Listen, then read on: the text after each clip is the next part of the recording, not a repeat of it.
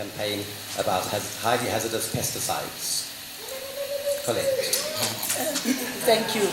I will stand. I'm going to focus on our pesticides campaign. So as I said, we work with women farm workers in 2 provinces. And most of the women that we work with are seasonal workers. So they only work for 3 to 5 months of the year, and the rest of the off-season, they go hungry, which is one of the most perverse ironies, I think, in South Africa, that the people who produce food very often can't feed their own families. And research which was done in the Northern Cape in 2019, among women seasonal workers, found that 88% of women seasonal workers experience seasonal hunger. And I think the women in this room will attest to that. So most of them have just started working in the last couple of months, and they only work for a few months. And given the precarity and the insecurity of women's labor, when they do start working, they experience a range of labor rights violations because they are so desperate for work for those few months of the year. And one of the labor rights violations that they experience is around exposure to pesticides. And pesticides are very often sprayed just as the women are starting to work, so that the grapes can bud at the right time and all together and so on. So we know that one of the inequalities in this particular part of agriculture relates to, on the one hand, farmers who insist on using pesticides so that they can maximize their profits, and on the other hand, farm workers who are working in the vineyards, are desperate for work, but whose health and lives are at risk because of the pesticide exposure.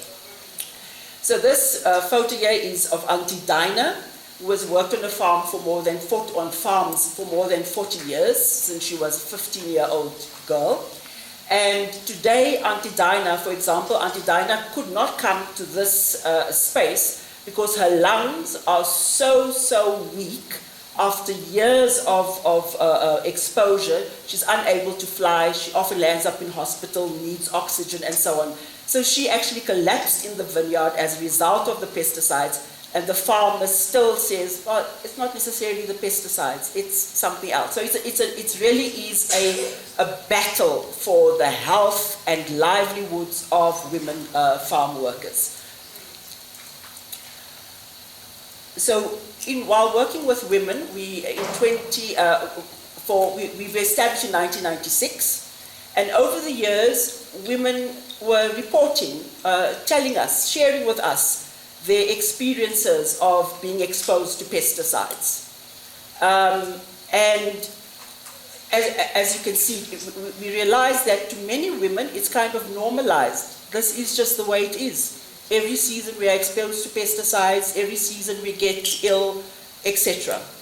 But in order to get some evidence and data, in 2017, Women on Farms commissioned a study to look at the labor conditions of women farm workers in 2 provinces. I think more than 300 women were interviewed.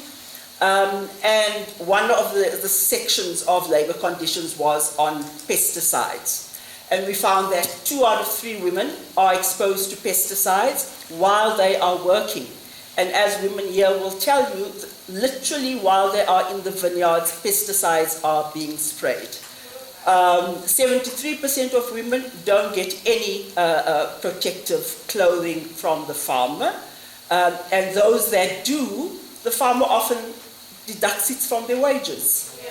And then we later on commissioned a desktop research to look at the kinds of pesticides that are widely used on South African farms, especially in wines and table grapes, because those are part of the export market. And we found that between 57 and 67 pesticides that are legal and used in South Africa are actually banned in the European Union. So they are banned in their countries of origin because they are so deadly, because they are so hazardous, but they are still made in countries like Germany and exported to the global south, to countries like South Africa.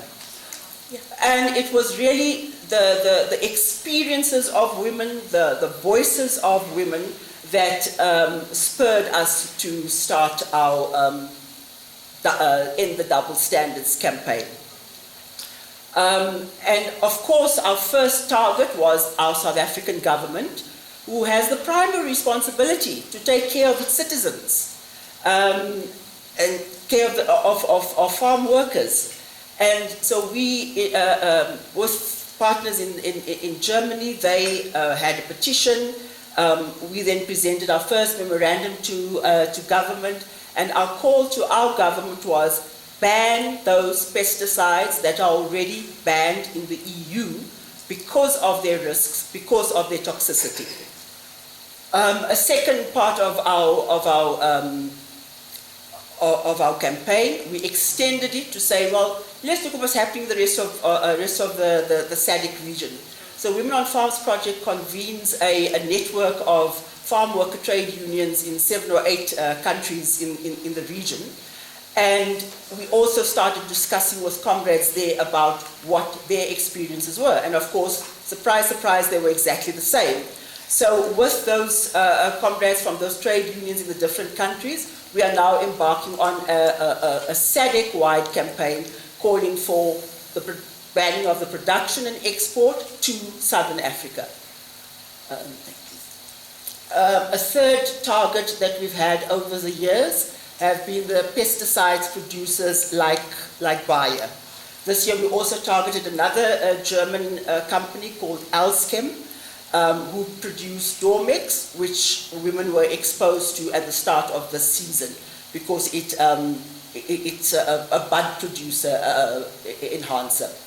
So we've also engaged over the time with the producers, be it round tables and so on. And I should maybe just emphasize, both with government and with the producers, we as Women on Farms Project, our role was really just to create the opportunities for women to engage directly with government, for women to be in those relevant policy spaces to influence government with regard to pesticides.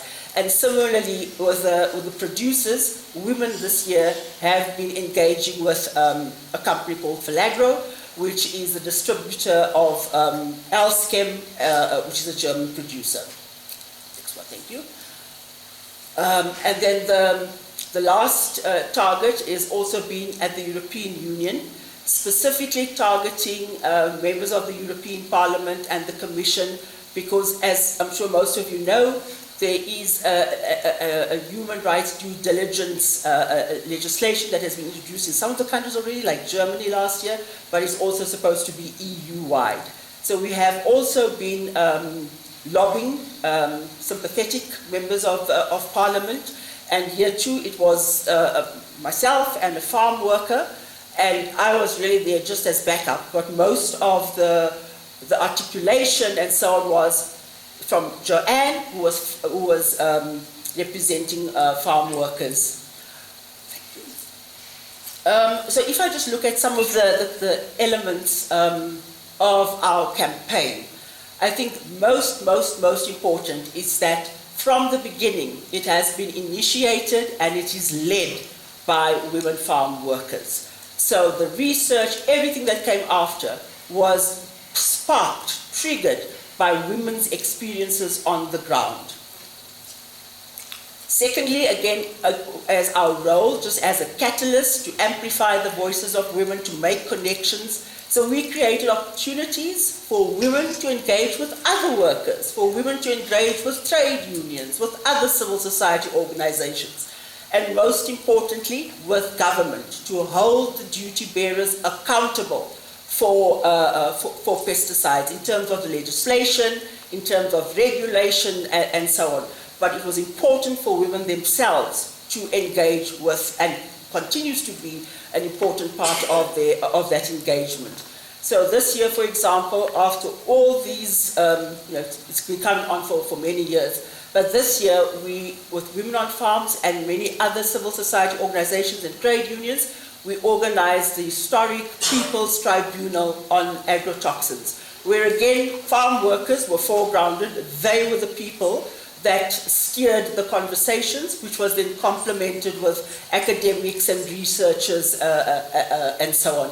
And we are awaiting the outcome or the report from People's Tribunal, but it was a very powerful space for the articulation of farm workers' experience on the ground of pesticides, as well as academics, government, and so on.